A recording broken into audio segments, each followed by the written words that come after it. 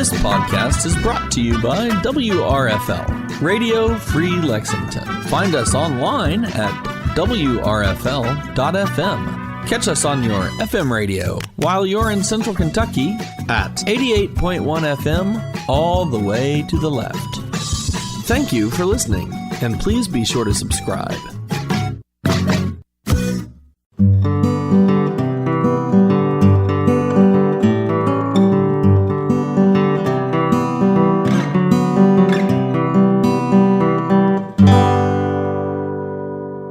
Hello, everyone, and welcome to Philosophy Bakes Bread, food for thought about life and leadership.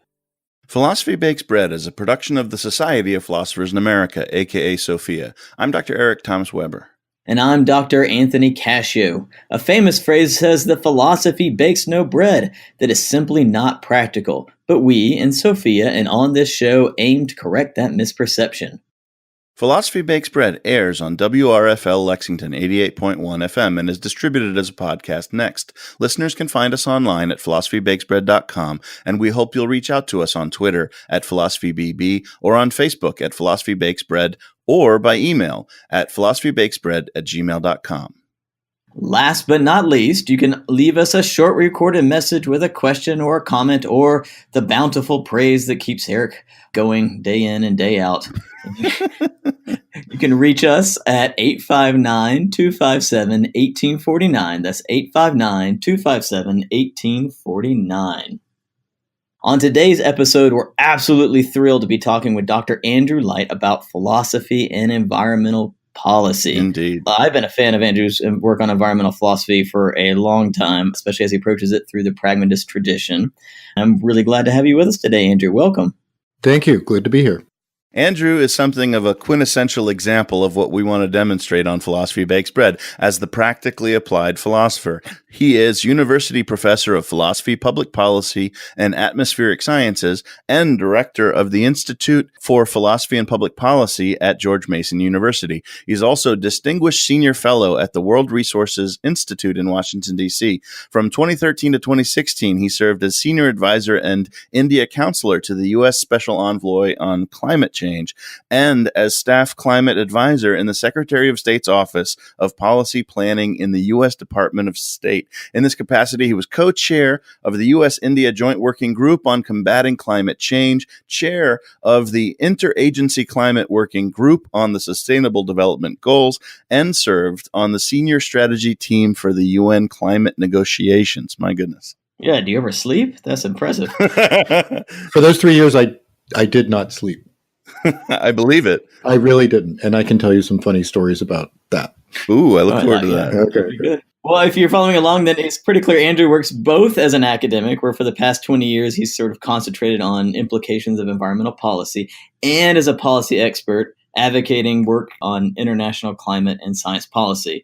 In recognition for his amazing work, Andrew has been awarded several times. He recently received the inaugural Public Philosophy Award for the International Society for Environmental Ethics, which henceforth shall be designated the Andrew Light Award for Public Philosophy. He received that in June 2017. So congratulations. That is crazy. That's awesome. Yeah, that's amazing to have an award named after you already. I was a little worried. I thought that's supposed to happen after you pass, so I was a little... What are they telling sure? you? Are you trying? Is suggesting something's going to happen that I'm not anticipating? Word of my death has been greatly exaggerated. Exactly. But it was a great honor from some of my closest friends and colleagues in the profession. So that's awesome. That is grateful great. for it. Also, Andrew's also received the inaugural Alain Locke Award for Public Philosophy from the Society for the Advancement of American Philosophy in 2016, and a Superior Honor Award from the U.S. Department of State in July 2016. So lots of accolades for the wonderful work Andrew has been doing. I think it's well-deserved, frankly. Indeed. Now, we've known a lot of details, especially about your recent work, Andrew, but we want to dig back a little bit, right? So for our show, we want to make sure people understand that philosophy is done by people, by philosophers, by these, who are these people, right? And so we call our first segment, Know Thyself. And we want to know whether you know thyself, but more importantly, we want to learn details about you, the person behind the philosophy. So tell us about yourself, Andrew. Who is Andrew Light? It's an extremely difficult question to answer. You're welcome. I'm a dad, I think is the best way to Nice. describe myself. And I've got two kids, both under 10. And I feel like everything I do in some way is trying to respond to their needs. Now, obviously, I think that's true for most parents. Want to make sure that they get up and they're healthy and happy and they're well fed and well educated and everything. But I had a history before I had children of making arguments that we have. One of the most important reasons we should try to protect the environment is because of obligations to future generations. And then when you find yourself with actually having future generations, it makes it all that much more concrete. And so, who I am is someone who tries every single day to contribute in some way to making a planet safer and better for my kids and all other children around the world. It sounds a bit grandiose, but I think that every single day I try to chip a little bit away and do a little bit that I can to try to advance that. Sometimes I do that in, using my original training as a philosopher. These days, mostly I do it in the policy arena in Washington. Andrew, seriously, I got goosebumps. That was a great answer. It really was. I'm not kidding. Yeah. I actually have goosebumps. Can we back you up a little bit? Like, how did you Sure. become this person who's so interested in the future? Like, were there certain, and maybe I guess, what is your origin story here? Well, let me just, I'll take that as a question maybe first of how did I get into the environment? Yeah. And why is that the thing that drew me? Because I think obviously people are going to be drawn to working towards the welfare of others, be they people now or in the future, on a bunch of different, in a bunch of different ways. It's, the abundant political concern that we've seen erupting in the United States the last several years, and just what happened in the midterm elections, this past November. I think that people are driven by lots of concerns about the future and the kinds of things that they want to see for their children.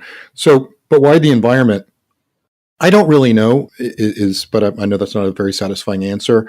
The best explanation that I've ever been able to figure out for myself is that when I was a little kid, I was kind of a loner. I participated in sports and I had my friends at school and stuff like that, but I wasn't terribly athletic and, I was a little geeky and awkward. And one of the things that the places where I really felt at peace was this little stream in our neighborhood. Now, I grew up in rural Georgia, and I did. And the first half of my life was in a little town called Covington, or the first half of my childhood was in a little town called Covington. No kidding. Just to the east of Atlanta. And I think now it's kind of an exurb and people commute to Atlanta from there. But when I was a kid, you really didn't. It was like a little tiny town. And when I would come home, more often than not, I would go towards this little stream in a kind of a semi-rural, semi-suburban kind of area called Flat Rock Creek. And it's a beautiful little place. And, when you're small, these compact environments like this can be huge. They really make an impression on you. And I fell in love with that place.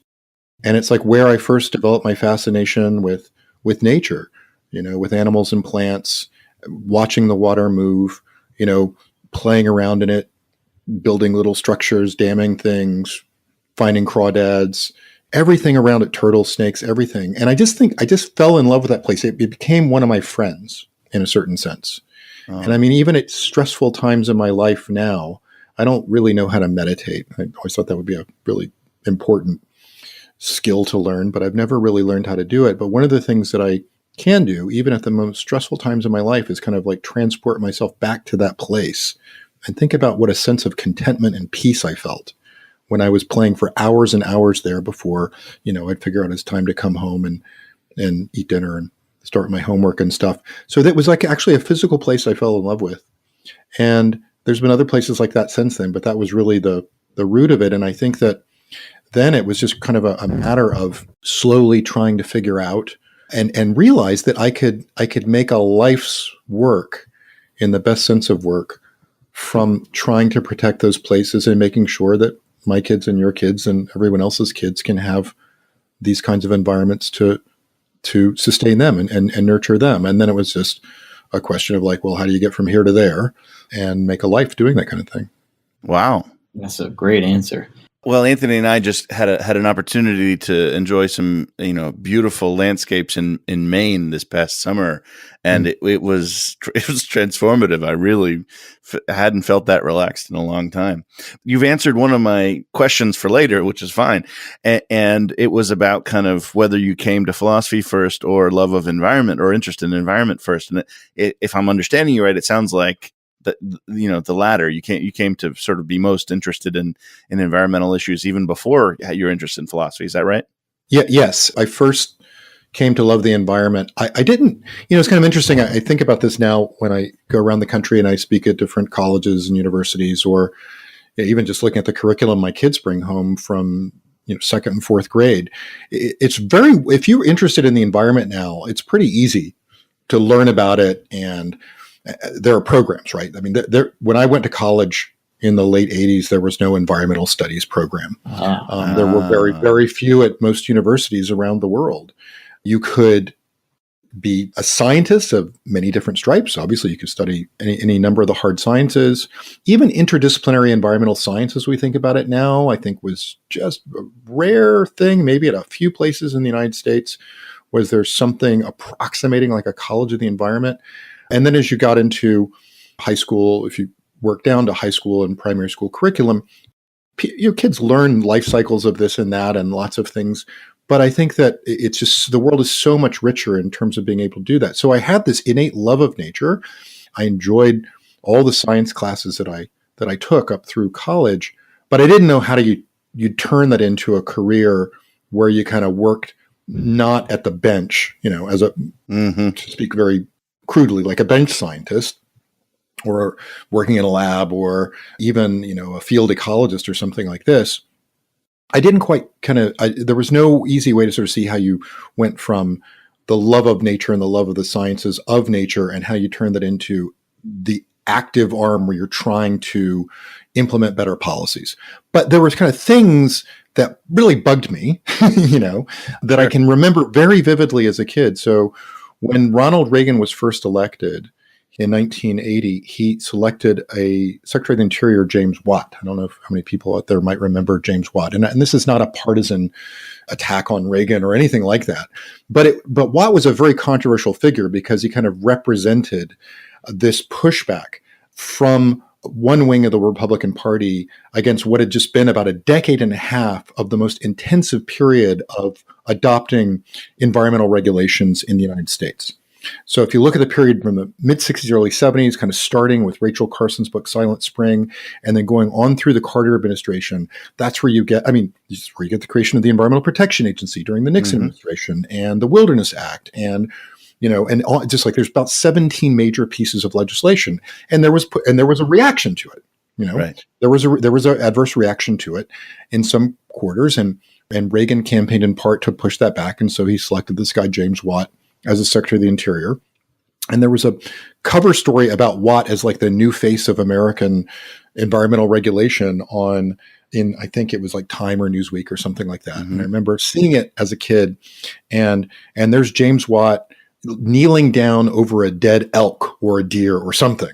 So you've got this, it's like animal he's just killed, and he's standing there holding it with this big grin on his face. Now, I came from a family of hunters, so this wasn't an anti-hunting thing. But to me said, okay, wait, there's something kind of messed up about this. And I didn't quite know what was going on. It took me, years before I sort of figured out what that whole debate was about. But there's just kind of different moments in my life where I could sort of I began to sort of see that there were people who worked in the policy world who thought most about environmental issues. And so philosophy, it did come much later. I didn't know what philosophy was till I got to college. But it was one of the things that opened up opportunities for you. We're going to continue this line of the story, but we do have to ask one question that we ask every guest in our first segment. And I think Anthony's going to ask it. You study philosophy and you're a trained philosopher and you teach philosophy. What is philosophy? How do you understand it when you teach it and do it? Well, let me try to answer it this way, which is it's more what I think philosophy can do than what philosophy is. I mean, philosophy is the love of wisdom. It is about knowing thyself, the kind of stuff we were just talking about. Mm-hmm. But for me, it is what philosophy has the capacity to do is to ask a broad range of deeply critical questions about any assumption that anyone wants to propose. That's what I think philosophy is really, really good at. And that I think that too many disciplines kind of don't start from this premise that any claim can really be challenged, unpacked, and understood, that any argument has different components and parts of it, which we can test and figure out whether or not a claim is better or worse, right or wrong, or true or false. Nice. Perfect. Fantastic. Well, you had me sort of on the edge of my seat listening to the story about Reagan as it unfolded. We're going to come back to that after a short break. Thank you, everybody, for listening to Philosophy Bakes Bread. This is Eric Weber. My co-host is Anthony Cashio, and we've been talking with the great Andrew Light. We'll be right back.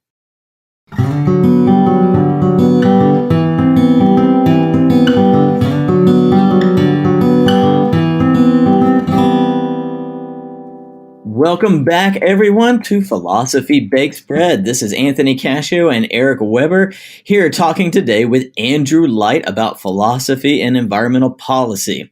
In the last segment, we heard a wonderful story about how Andrew became interested in environmental issues and his thoughts on philosophy and about his career and kind of how he got interested in it. In this segment, we're going to talk more about his career as a scholar and about what drew him to his particular thoughts on environmental philosophy. And in the next segment, where we'll talk more specifically about Andrew's work on public policy, specifically his work with the historic Paris Agreement. That's right. So, Andrew, as we said in the first segment, Anthony and I both think you're kind of the quintessential example of a publicly engaged philosopher. Given that, though, we want to give people a bit of a picture of your academic career to sort of think about what that looks like in your case. And one of the interesting things in learning more about you, I saw that you've moved around quite a number of times. Yes. Some scholars have less pleasant reasons for that, maybe. And, there's sort of get a 1-year gig here and there and so forth. But you appeared to have really happy moves a number of times. Am I remembering right that you might have started in Montana with an assistant professorship? And I remember Montana. I remember Seattle. I remember NYU. My goodness, quite a few places. And then George Mason. I don't think I have the order of those right. But I guess my question is, were these happy transitions? Tell us about your trajectory, if you would, because a lot of people in academic positions get one position and they stay in it a very long time. Yeah. Right. Well, I don't think all of my moves were necessarily a sign of health. So I'll put it this way. They were all happy transitions and that I made each of those moves because I wanted to. I didn't face any sort of dire situation in any position or, find myself without a job or something like that because it was a temporary gig. I feel like when I look back on my career now, I think that I enjoyed every single department that I was in and every sort of, whether it was a philosophy department or some other department that I was associated with. I really took a lot from every town I lived in and every university that I was a part of. I think that probably it would have been better for me not to have made some of those moves because I think in a lot of cases they were motivated by something which is a sort of a trap that a lot of academics find themselves in, which is imagining that fulfillment and purpose and even happiness is mostly going to come from your department, right? Or your colleagues in your university. And so partly I was always kind of looking for some collection of people that I thought for some reason was going to be, better for me to accomplish something. And by accomplish something, not to be vague about it, but, I think like a lot of people, I thought, well, real success is to reproduce yourself in the sense of reproducing yourself through PhD students. Mm-hmm. And I think that that's part of the environment of many graduate programs because people are teaching in graduate programs like all the ones that we went to are there in part because they want to teach graduate students like we were and send them out into the world to continue the conversation that they started. And I thought that's really what I wanted to do as well. And so that's one of the reasons I left the University of Montana was I thought, okay, I really need to be at a PhD granting department. And I just don't think that that's now, when I look back on that, I think, no, I don't really think that's true. Interesting. I don't have PhD students now, at least not at George Mason. I do, I've been on many committees since I got here at other universities and stuff like that.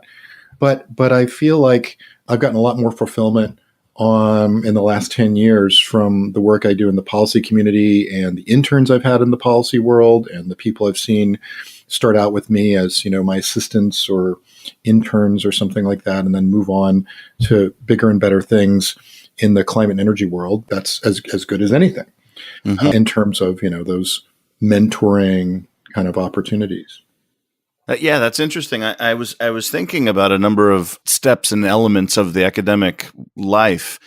And, when I think about the things I've worked on, so often it can have been this or that student's success that I'm sort of proudest of. And it doesn't have to have been this or that kind of level. It's just like undergraduates, can do amazing things too, or interns, as you say, in the policy world. So that's cool to hear. It's nice to get sort of a little bit of a glimpse, I think, for people about kind of what are some of the factors that might motivate some scholars.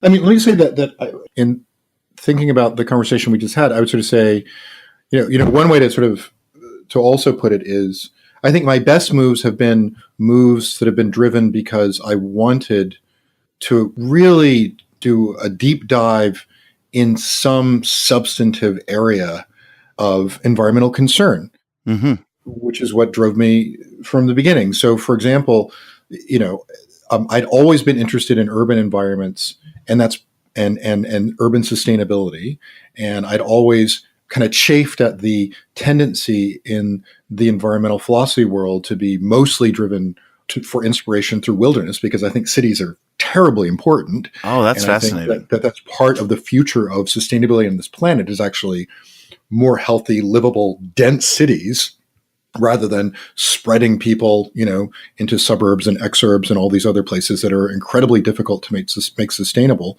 for transportation systems and energy systems and everything else.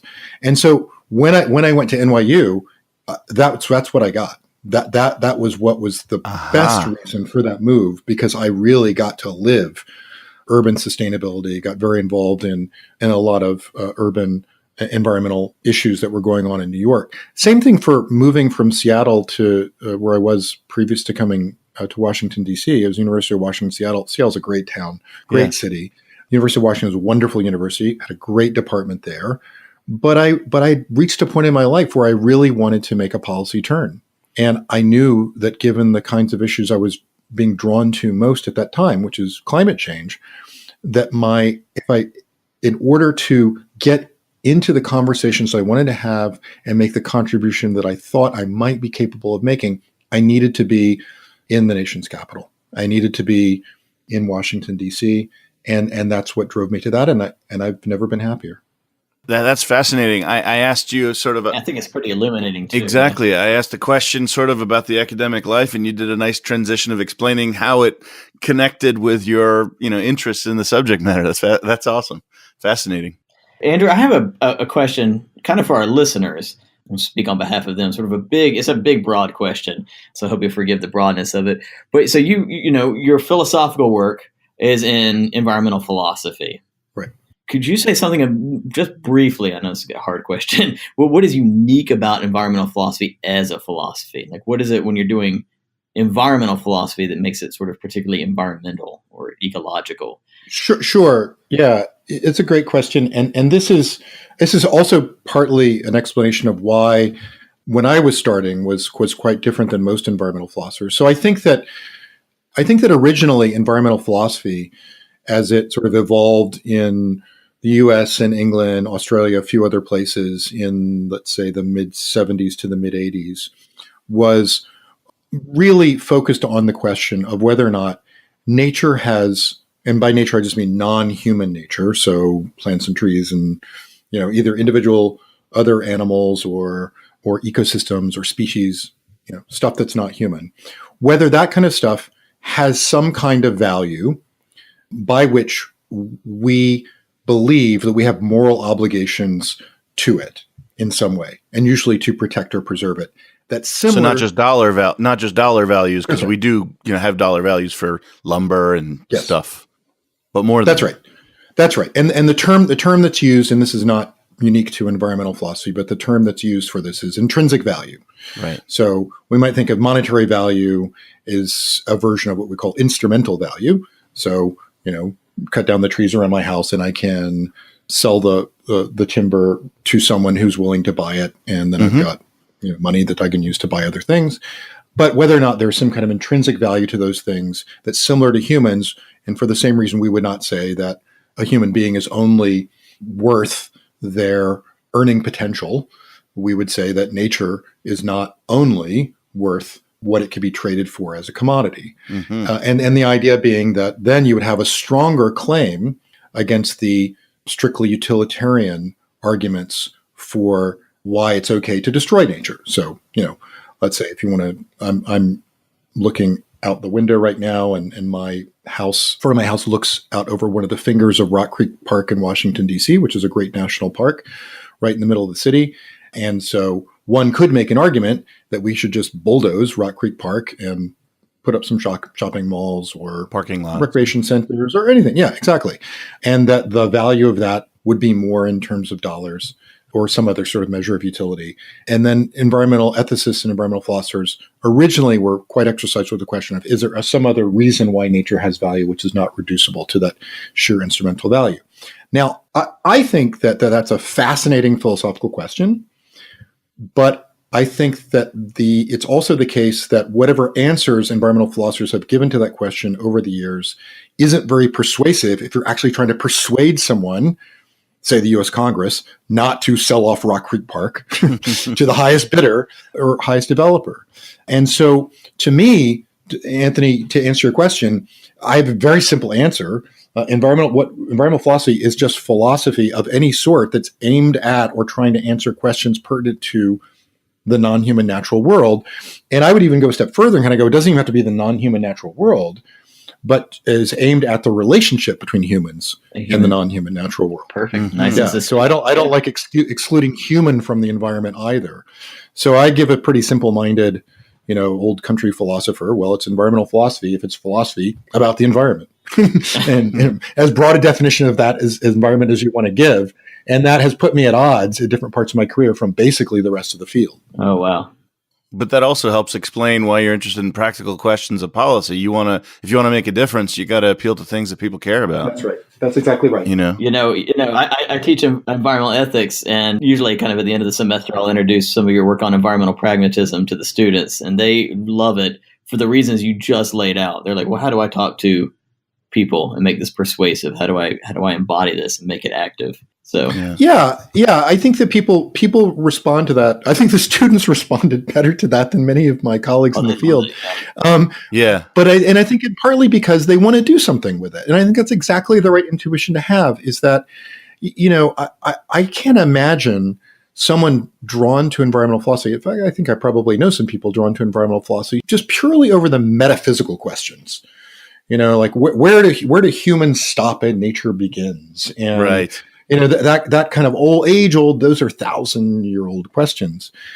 But I feel like most people who are drawn to environmental philosophy, and indeed, if you look at the origins of the field, it was to try to make philosophy relevant to solving environmental problems. So I mentioned before that environmental philosophy kind of emerges in the 1970s, and that's just not by accident, because to go back to a conversation we were having earlier, that's also the period, at least in the United States, but also in many other parts of the world, where you're seeing this rapid growth of concern about the environment that's popular, that's public, that's a movement. And, and you look at some of the early figures in the field, a lot of them were activists of one sort or another, and they just happened to be philosophers. And they would sit in rooms where they were trying to save, this thing or that thing, a national forest, or advocating for a law to clean up toxic waste, or whatever it was. And people around the table say, well, I'm the lawyer, so I understand natural resource law, and this is what I can bring. And the scientists say, well, I'm the scientist, and I can tell you, this or that about some question about how fragile some of these systems are and how, a little bit of disruption can actually mess up these things for good. And eventually sociologists were in there and they could talk about human and and cultural systems, and historians could add it to it.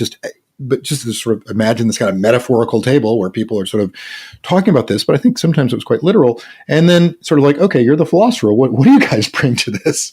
And this is sort of what we produced as a field early on, environmental ethics, and then went back in the history of philosophy and in the history of natural resources, and then kind of discovered people who, kind of recreated after the fact a kind of a legacy for ourselves. So many environmental ethicists go back and they point to Aldo Leopold, who was just a giant of a figure in the history of environmental concern in the United States. He's up there with Thoreau and Muir and like all the biggies. Terribly important person, mostly active during the Depression years. He writes his big semi-autobiographical book, which is a wonderful book. It's called A Sand County Almanac. It's mostly a personal history about his journey from working in the U.S. Forest Service and then eventually becoming, a strident conservationist and wilderness advocate. There's one chapter, the next to last chapter of the book is called The Land Ethic. And I teach it whenever I teach environmental ethics. Me too. Yep. It's kind of a mess as a piece of philosophy, but we go back to it. And we sort of say, oh, well, but this guy actually used the word ethics and about the land and about the environment. And it's mostly more or less a kind of a struggle towards reaching towards some kind of claims about the intrinsic value of nature. But I think that's all pretty haphazard. And I think that too often, that kind of search in the field kind of led people away from the question of like, if we're trying to make a contribution to these problems, what do we have to offer? And my environmental pragmatism, and I think of it as kind of more of a small p pragmatism, is just to sort of say, let's get back to that question. And I do think that students, it does resonate with students because that is, I believe, at least one of the most important questions you should ask if you're going to engage in this enterprise. This is fantastic. We are just about out of time for this segment. I do want to point out though that you've done something important, I think, in this segment to sort of dispel the myth that environmentally interested persons are kind of all wanting to be out in nature and in the wilderness, but actually an awful lot that's crucial is in the cities. And I think that's a very important thing that you've instructed us about in this segment. And we're going to come back after a short break, everyone. This is Eric Weber. My co-host is Anthony Cashio, and we've been talking with Andrew Light. We'll be right back.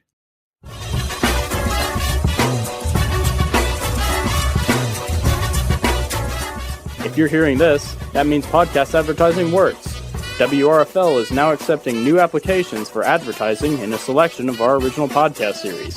If you or someone you know owns a business in Central Kentucky and would be interested in advertising on WRFL's original podcasts, please email development@wrfl.fm.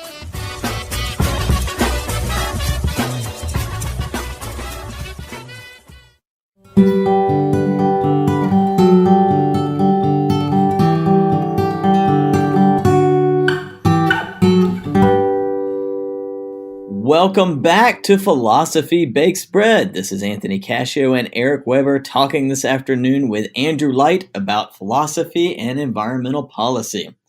In the last segment, we talked with Andrew a little bit about his academic career and a little bit more about the history of environmental philosophy and sort of his take on environmental pragmatism. And the question came up, what do the philosophers have to offer?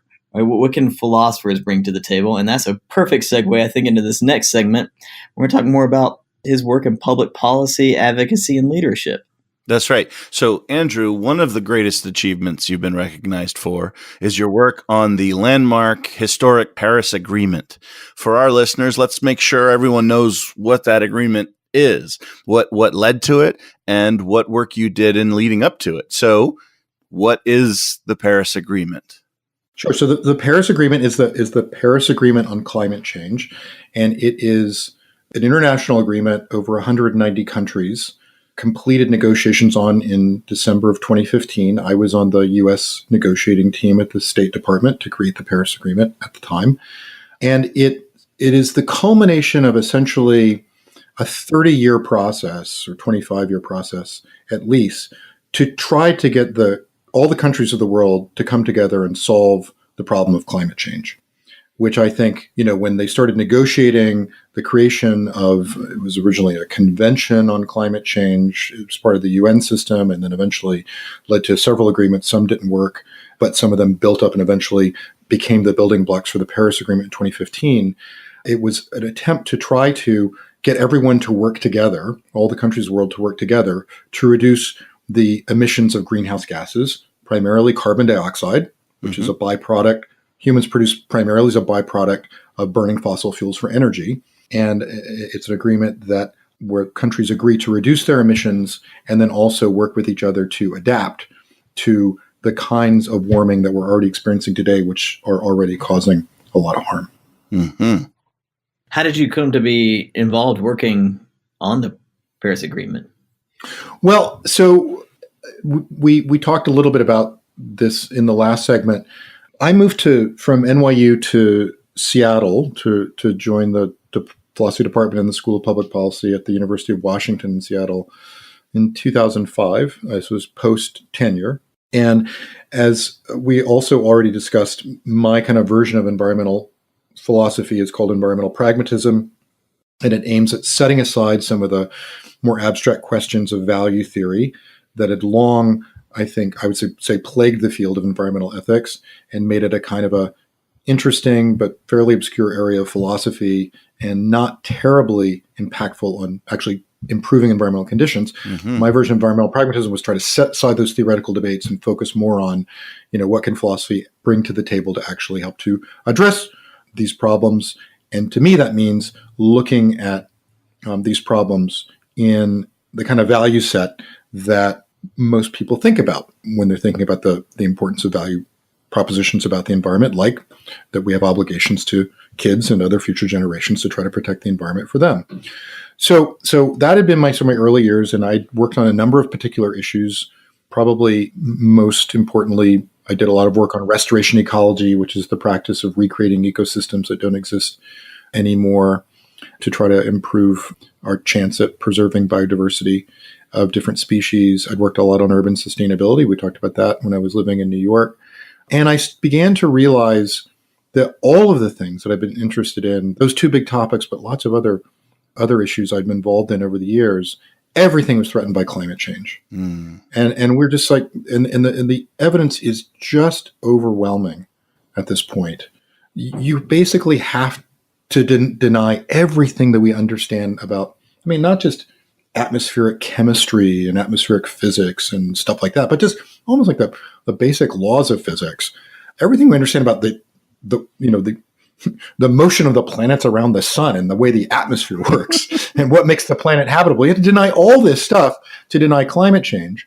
In fact, the early hypothesis, I often say the argument that humans burning fossil fuels will lead to a warming of the planet is cutting edge 19th century science, right? Because it is, because the first hypothesis that burning coal would eventually heat the planet was put forward by a Swedish chemist in the 1890s. Wow. And it's been demonstrated ever since. And so we began to know more and more about how climate change was going to impact all environmental issues, how it's going to be a huge hurdle to a lot of the gains we've made in human development in the last 50 years. Lots of harm is involved in it as it gets worse and worse. And so I began to sort of think, okay, this is the issue that I really want to spend certainly the next 10 years and maybe the rest of my life kind of working more directly on. And so I thought, okay, I can write a lot of articles on ethics and climate change. And I was already in a department where there's a fantastic, probably one of the best philosophers writing on climate change, Steve Gardner, doing that quite well. I'd previously been in a department with Dale Jamieson, the person in America who most established the field of climate change and ethics. So that field, I think, has matured fine. There's tons of people who are publishing in ethics and climate change. But I really wanted to see if there was something I could do to get on the front lines of it and even potentially have a seat at the table where the big decisions were getting made. Right. Now, there's not just one table when you're attacking a problem as huge as climate change. Many tables. Right. All the tables. Many parts of the world. All the tables in some sense. Now, that's exactly right because it's so comprehensive. But what I really had begun to focus most of my attention on was whether or not I could participate in the conversations about creating a successful international agreement on climate change. So, we can unpack this as you'd like to, but to make a long story short, I completely upended my life and my career. I left Seattle. I moved to Washington, D.C. I found a great home at George Mason and was very clear to them that I was moving here not just because I wanted to move from one university to the next for the reasons that many people move from university to university, but because I really wanted to be in Washington and I wanted to try to reshape myself completely, not just as a philosopher, but as a policy expert. Right. And so the stages that I took to do that is that first, I got a position not only at Mason, but with their blessing, became a senior fellow at a think tank in Washington, the Center for American Progress. Mm-hmm. And then I worked for 6 years there, where I laid out a track record that I could do policy, that made a real contribution to many of the issues involved in creating a new global agreement on climate change and all the side deals that needed to be done to make that happen. And that led to me getting a couple offers to join the second Obama administration after the 2012 election. And I took the offer to join the State Department, where I was one of the senior U.S. negotiators. That is amazing. So you did it. You made the transition from kind of academia to policy work. I did. And it was hard. And I would never, Eric and I know each other for a long time and have been in conversations about public philosophy. And I know that you guys do great work on this program to advance it. Thank you. I would never in a million years suggest that other people try to follow this path. Yeah. It was a little nutty. It was a little nutty and a little crazy to do this. And it was a lot of work. So I think this is kind of extreme public philosophy, if you might think of it that way. When I was hired at the State Department, most people, I would sort of say the vast majority of people who knew me before then didn't even know that I was an academic, let alone a philosopher, because what they knew me through was the work that I had done at the Center for American Progress as a policy advocate. So, but one of the things I find fascinating about that is essentially that among the things that really helped you establish yourself in this is essentially public writing on these topics of great importance, right? Yes. So, but different kind of public writing. Yes. So, policy reports, op-eds, columns, blog posts, lots and lots of interviews, congressional testimony, this kind of stuff. But also every single bit of it was never, here's something out there that I think is interesting that people might enjoy reading. But every single piece that I put out in those years and that I continue to put out today was aimed at trying to advance a particular piece of the puzzle of how we were going to get an ambitious climate agreement that could actually deal with the problem and deal with all the terribly difficult questions of distributive justice and everything else that we think about when we think about dealing with the problem of climate change. Though none of that stuff is expressly in philosophical terms. It's all kind of aimed at policy, but it's the sort of the value commitments that I have that was kind of driving all that work. But there's a lot of scholars out there who sort of make it sound like it's mystery. How can philosophers really contribute to these sorts of things? And one answer is teach people how to write, teach people how to speak in plain English and to apply themselves to real relevant kind of matters. I have a question I want to ask you sort of about something I heard from someone who knows a lot more than me, and you're someone who probably knows even considerably more than that person. Well, anyway, what this one scholar I heard said was that, some people are defeatist about changing our behavior and future with regard to the climate. But he said that we've made certain kinds of progress, such as in changes regarding the ozone layer.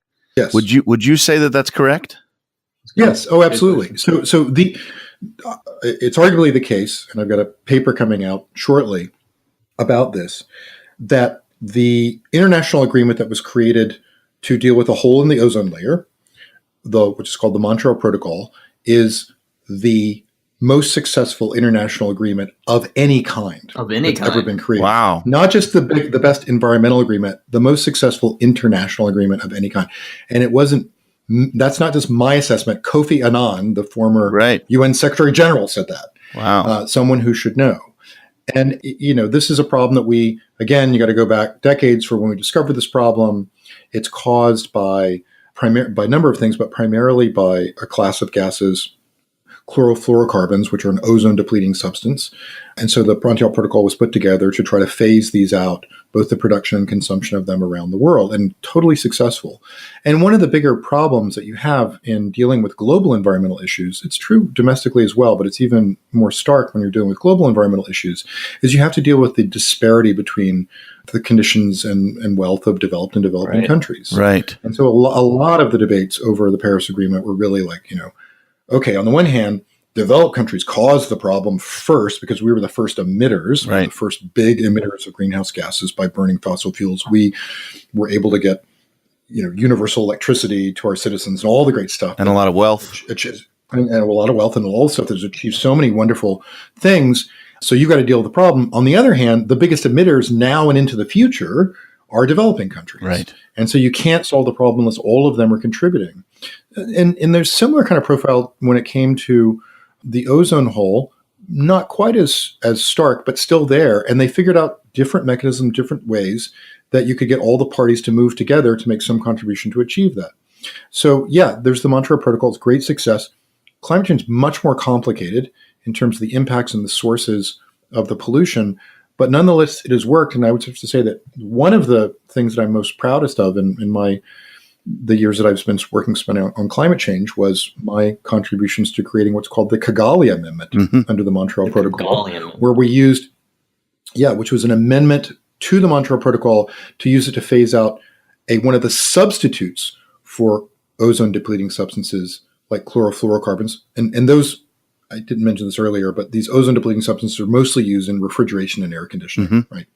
So we needed to get rid of them without shutting down progress on refrigeration and air conditioning, which of course would have set back the planet, hundreds of years. Right. Don't know if we could have ever done it if we didn't have substitutes for it. So HFCs are one of the substitutes for those substances the Montreal Protocol took care of. It doesn't hurt the ozone layer terribly much, but it is the most potent class of greenhouse gases there is. Thousands of times more potent as a warming agent than carbon dioxide. Whoa. And the fastest growing greenhouse gas, because think about it, what are people doing as they get wealthier in a country like India? They're buying air conditioners. Right. They're buying refrigerators. It's hot there. And it's hot there. That's exactly right. And so this took us almost a decade of negotiation before we got that, but we were able to use the institutions of the Montreal Protocol to get an agreement right at the end of the Obama administration to phase those out. So yes, I don't think it means like if we did it there, we can do it with climate change, but it was a very good example of how we have had successes, big successes, and then kind of figure out how would a climate agreement be like or different from the Montreal Protocol in order to move forward and get things done. Fascinating. Well, we have a number more questions. So many more questions for you, Andrew. But fortunately, we have one more segment with you. So everybody, thank you so much for listening to this third segment of Philosophy Baked Bread. We're going to come back after a short break with one more segment with the great Andrew Light. This is Eric Weber. My co-host is Anthony Cashio, and we'll be right back.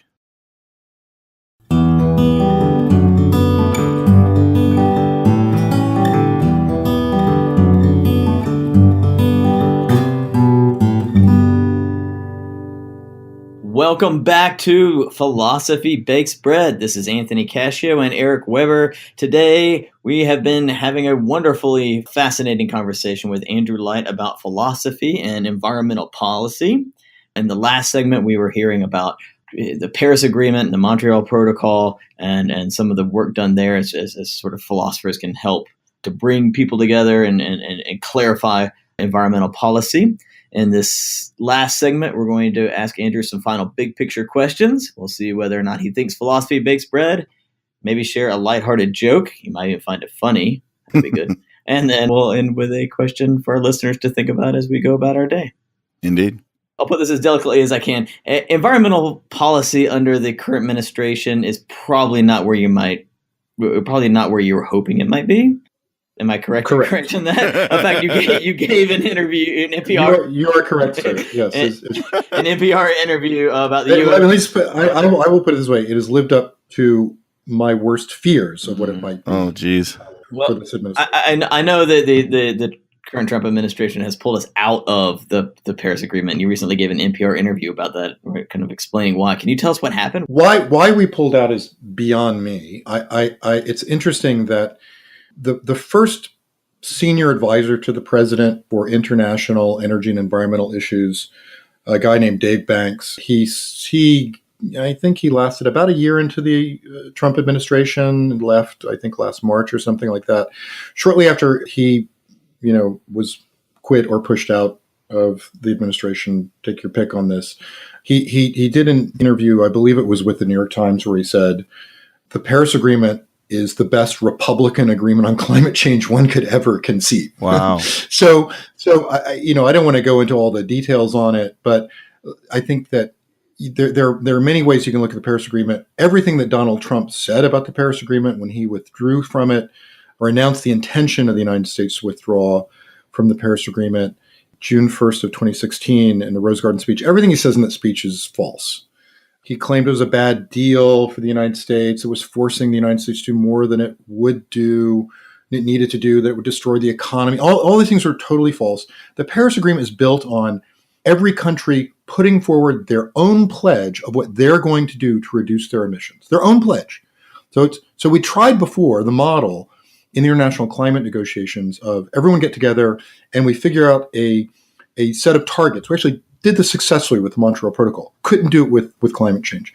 Everyone figures out some common targets or a schedule of, let's say, 2 or 3 buckets of targets, different schedules for different kinds of countries. And then we all try to achieve those targets and then deal with the problem. And these are targets to reduce your emissions. So that means, what does that practically mean? Moving from fossil fuels to non-fossil ways of creating energy.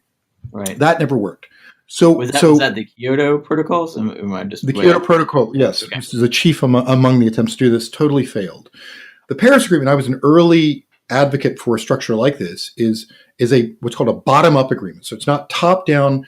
The countries negotiate targets and then everyone goes off with their marching orders and they agree to hit them. But it's bottom up. Everyone comes forward with their own pledges. The United States, every other country in the world came forward with their own pledges. We had different kinds of mechanisms to get people to race to greater ambition. The fact of the matter is, though, that fundamentally parties were interested in making targets that were ambitious because they were starting to see this is completely in their self-interest. So people are worried. All leaders around the world, as far as I can tell, except for President Trump, are worried that climate change will hurt their economy. It will hurt people because of climate impacts like more intense and stronger and more unpredictable hurricanes. And so people are driven to deal with this issue out of self-interest. And now the economy has just sort of transformed in such a way that it's actually not only cost effective, but you can create thousands of jobs to try to deal with this problem as you grow out kind of non-fossil sources of energy. So a combination of a bunch of things made it possible so that parties could put forward their own pledges. No one made the U.S. pick a target under Paris that's bad for us. It's abundant evidence that the targets we picked and the regulations that have been put into place were good for us to do this. So the question of why Trump pulled out of it, I have no idea. Cutting off his nose to spite the face kind of problem. And I think that it is absolutely, it's tragic to me. It's sad to me that as far as we can tell, President Trump has not tried to educate himself about the problem. He has not looked into the problem. The day after Trump announced the intention of the U.S. to withdraw from Paris, because we're not actually out yet. Technically, what he said is, we'll follow the rules to get out of the agreement. And the rules are that the way we negotiate the agreement, the first 3 years of the Paris Agreement, no one can leave the agreement. And this is common in a lot of international agreements, kind of a cooling off period. So everyone kind of settles with what you've decided on. And then after that, the standard in the UN system is you announce your intention to withdraw from an international agreement, and then it happens 1 year later. So it takes 4 years to withdraw from the Paris Agreement. By complete coincidence, the first day the U.S. can actually be out of the Paris Agreement will be the day after the 2020 election. Okay. So that's where we are. The U.S. is still technically in the Paris Agreement. Okay. The career civil servants I worked in the State Department within the State Department still go to the international meetings every year to continue to work on and refine the institutions of the Paris Agreement. So the U.S. is not quite out yet, but we've announced our intention to withdraw. What's worse is the Trump administration is dismantling all of the regulations and incentives and everything else we did in the Obama administration so that we could hit our target under Paris. So that's the downside. Right. Now, the day after Trump announced this in June of 2016, Peter Baker called me, and Peter Baker is the White House bureau chief for the New York Times. And Peter said, I'm trying to do a story on whether or not President Trump believes in climate change, and no one in the White House will tell me. They just won't tell me whether he believes in climate change. They won't even give you a straight answer? They will not give a straight answer. And I mean, now the latest thing he's been saying is, oh, the climate could change back. That's his new talking point. So he said this in a couple of interviews now, most recently on the new Axios program for HBO. The climate could change back.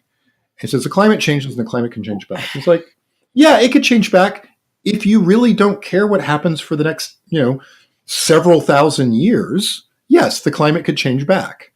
But I believe that this administration is just not going to move forward on this issue. I don't think there's also the question of well, they've announced the intention to withdraw. Will they try to rejoin the Paris Agreement? President Trump said a number of times, I'll negotiate for a better deal. I have no idea what that better deal would be. U.S. puts its own target forward. It determines whether or not it hits that target. So this is where it just is quite difficult to kind of understand why they're pulled out or what the rationale was. Well, this is interesting because it kind of actually ties right into the second kind of big question we wanted to ask, which was actually kind of for a bit of advice for me, for listeners. Forming public policy, it often involves talking with people with wildly different views from your own, but you kind of have to agree on certain facts, right? Do you have any advice for our listeners who are trying to converse with someone who simply just doesn't care about or rejects the science behind climate change? Is there a conversation that can happen? How do you? Well, so this is the interesting thing. There aren't that many people out there who don't believe in climate change anymore. So if you look at the national polling, at least in the United States, and it's actually better all over the rest of the world, but in the United States, about north of 70% of Americans believe in climate change. It's a little softer when you ask them the question, are humans causing climate change? Right. And that's critical to tie the two together. So that's better than 50%. But it's not terribly bad. I think John McCain had the best answer to this question, which is if you have any doubt about science, and we're talking about there's near unanimity among climate scientists that the problem is real, it's caused by humans, it's happening faster than we thought it was going to happen, and it will cause terrible impacts around the world and to Americans as it moves forward, that if you still have lingering doubts about that for whatever reason, and there's a lot of misinformation out there, so that kind of those kinds of concerns can be manufactured, then what McCain always said was, so if we try to solve the problem of climate change, and it turns out for some reason that we were just wrong, then what's the downside? Good. We will have cleaned up our air, created more jobs, we've created more jobs in industries which are going to be, on the whole, in the long run, better for our communities and the local environment in those communities rather than worse for them, right? We will have made our children healthier. We'll have stabilized and come up with better ways in which we can understand some of the critical problems that are going to happen with respect to, mobility and, social inequality and all these other kinds of things. These will be the consequences of dealing with the problem, even if it turns out to be false. We should just go ahead and do it. I like that. And I think that, and this is the thing. Just think about it. It wasn't that long ago. It was only 2008 when both major party candidates both agreed climate change is real. It's caused by humans. Right. The way that you've got to solve the problem is to price the pollution, and that a national system of pricing the pollution, both Obama and McCain wanted to see what's called a cap and trade program put in, was the way to solve it. The only thing Obama and McCain disagreed with each other on was what the U.S. 2050 target for emissions reduction should be. And then Obama eventually embraced McCain's target. So, there was no difference between them. I think that we will get back to that eventually. That's good to know. I live out in western part of Virginia, where it's coal country. So it always comes back to jobs for people. So I start talking about climate change, and so I really like this point. So it will create more jobs this way. Look, they should be concerned about jobs. Both of my grandfathers were coal miners in West Virginia. Right. No kidding. No kidding. And I still got folk back in Clarksburg and Bridgeport. And, this is the thing, is that what we need to do, rather than telling people that their jobs in the coal industry, which have been decimated, not by regulations to deal with climate change, but by natural gas, by cheap natural gas, which is now replacing coal as a primary fossil fuel for generating electricity in the United States, that those jobs, rather than lying to those people, telling them that those jobs are going to come back, which they're not, we need to be investing in those communities and making sure that those miners who are still in the industry can retire with dignity, with a full set of social safety net to take care of their health issues, which are severe and persistent. Shooting up here. Yeah.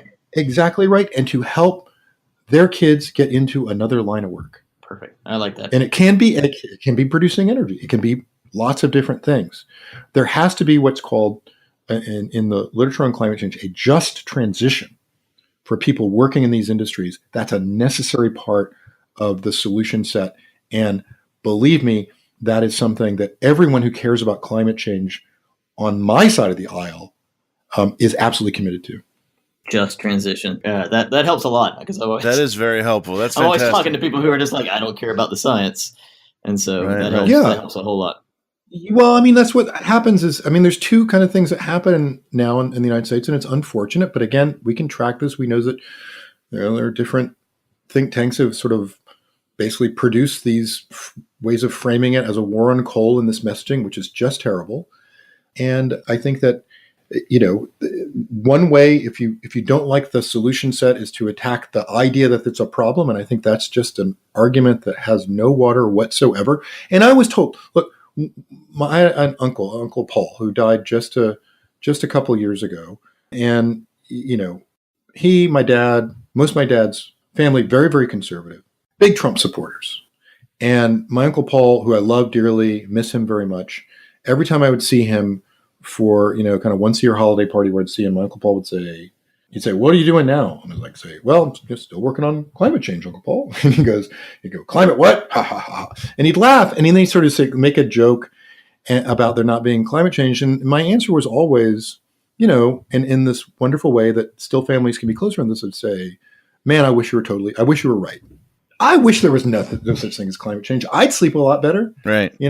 I'd be less worried for my children's future, but you just can't deny that.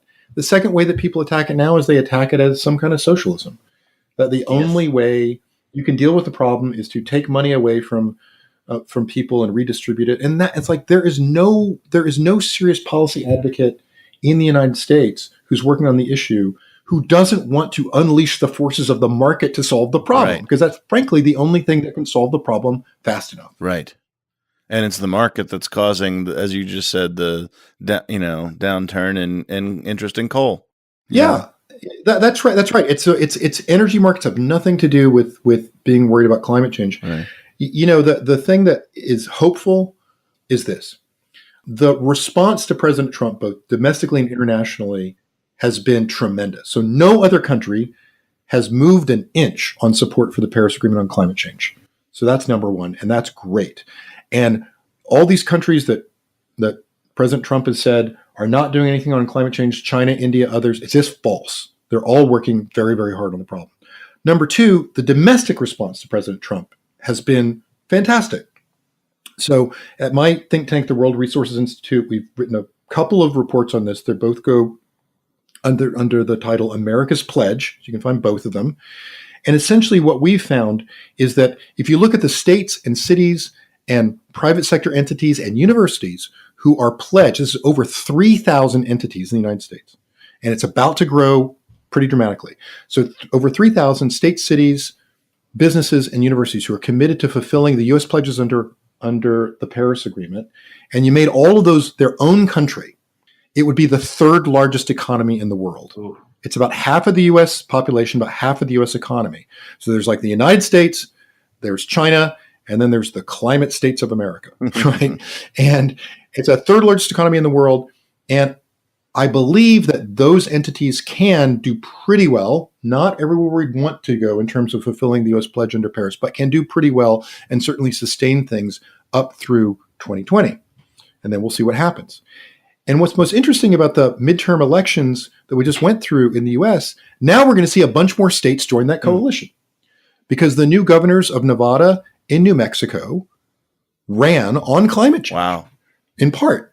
They both had advertisements. The new governor of New Mexico has one where she's climbing up in this giant wind turbine, campaigning on clean energy. So you're about to see more states move forward and join that alliance of states that are committed to do something on this. And I think other states like Illinois now has a new Democratic governor, which will do the same. So that map is going to get bigger. So that's the hopeful part.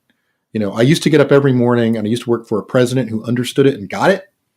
And I could bring philosophy or whatever other tools I had to bring to the table to try to help to, advance my part of the solution set on climate change. Well, now I get up and work for about a dozen governors and hundreds of mayors and thousands of business leaders to try to do the same thing. And it's hard, it's messy to work for, find yourself kind of trying to coordinate one of those entities, but they are there and they're committed and we're going to move forward and try to. Wow. Excellent. Nice way to. I feel hopeful when I didn't expect to be. That's awesome. Well, so one of our final questions, Andrew, comes from the inspiration for the show, Philosophy Bakes Bread. Would you say that philosophy bakes no bread, as the famous saying goes, or that it does? Why and how? And what would you say to somebody who doesn't think philosophy is practical? Well, from my experience, philosophy is tremendously practical. And it was like my basic education in philosophy, again, logic, critical thinking, reasoning, argumentation. Those are the skills that I brought to the table when I had a seat at the table. Awesome. In the U.S. government to try to advance these issues. But the caveat is this, is that philosophy bakes bread best when it's working with other disciplines and other traditions and other people who are coming from different kinds of perspectives. So it can't do it by itself. And secondly, if you're a philosopher trying to bake bread, or someone who's philosophically inclined trying to bake bread, you got to really educate yourself about the issue you're trying to advance using the tools of philosophy. You got to know what you're talking about. One friend of, I think, all of ours, Paul Thompson, Michigan State University, who's really pioneered the field of agricultural ethics. There's environmental ethicists, they didn't want to talk about cities, they didn't want to talk about agriculture either, except for Paul Thompson, kind of working away in the wilderness.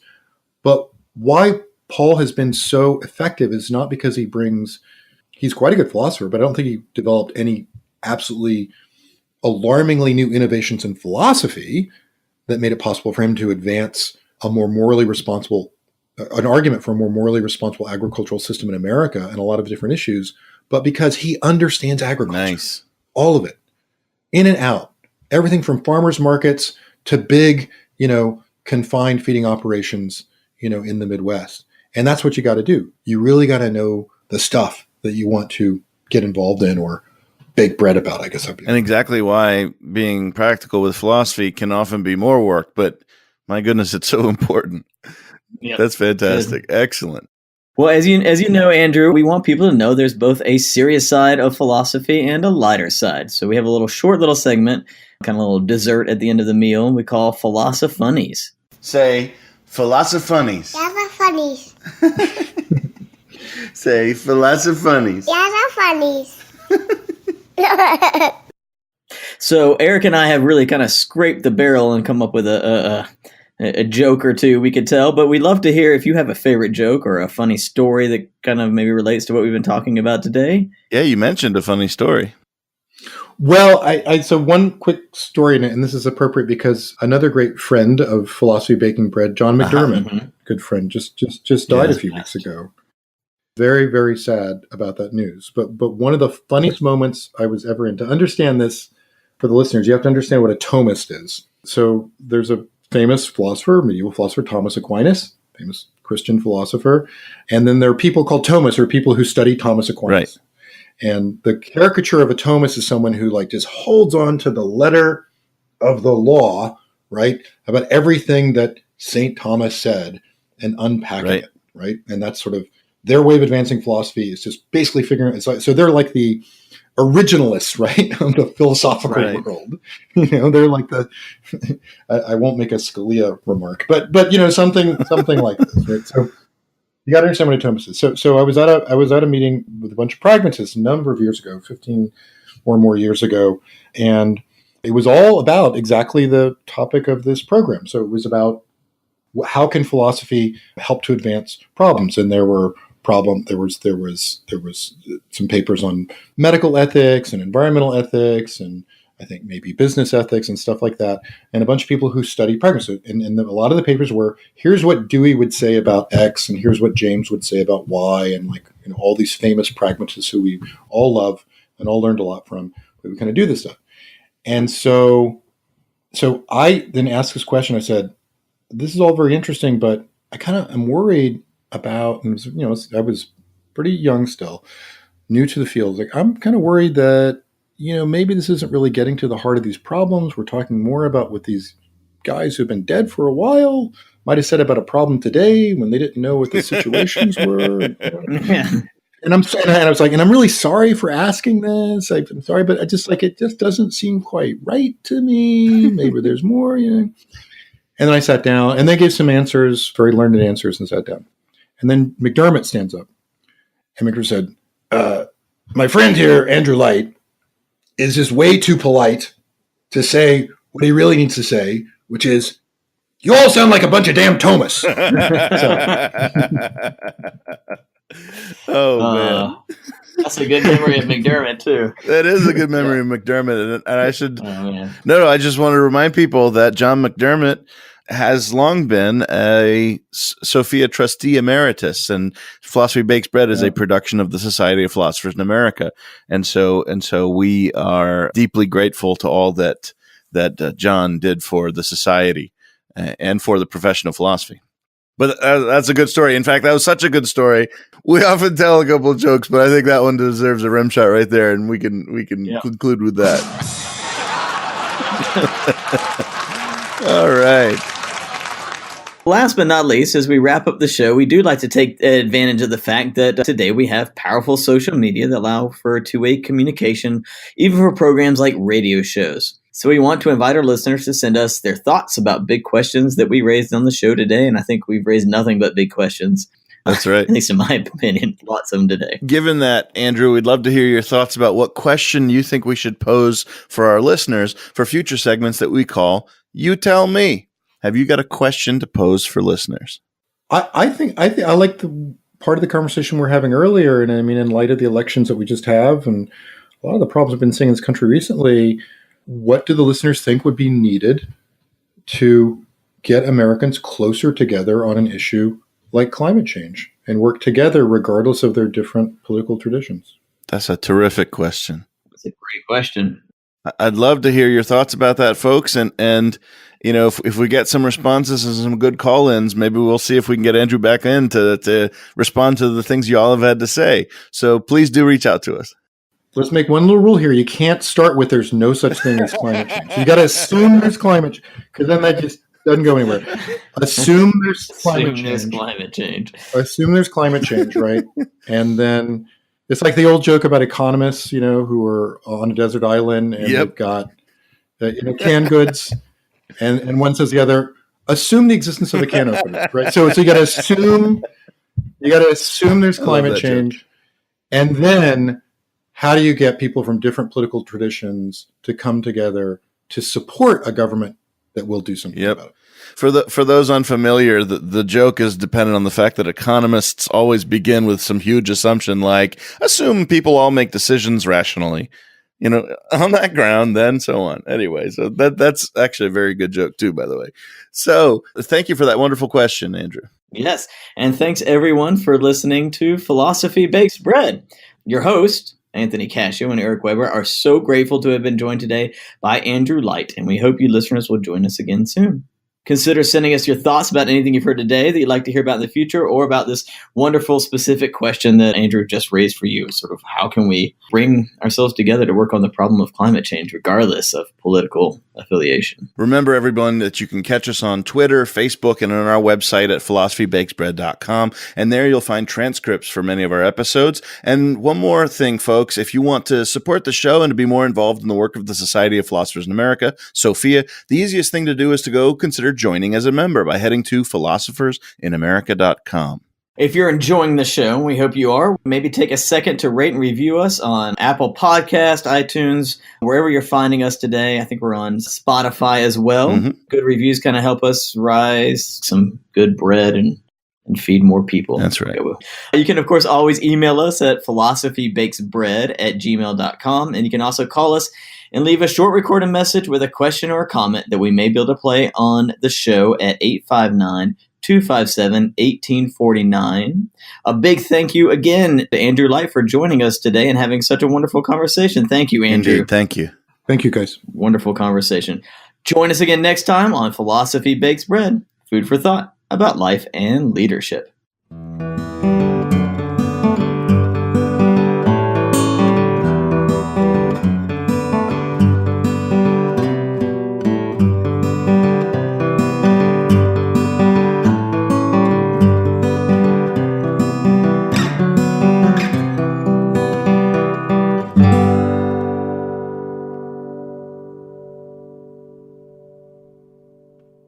Hey there. If you're enjoying this podcast from WRFL Lexington, you may enjoy our live radio stream at WRFL.FM and, of course, via radio at 88.1 FM in the Central Kentucky area. We have a wide variety of programs you're sure to enjoy. Just go to WRFL.FM/schedule and see what programs appeal most to you. Thanks again for listening to this podcast from WRFL Lexington.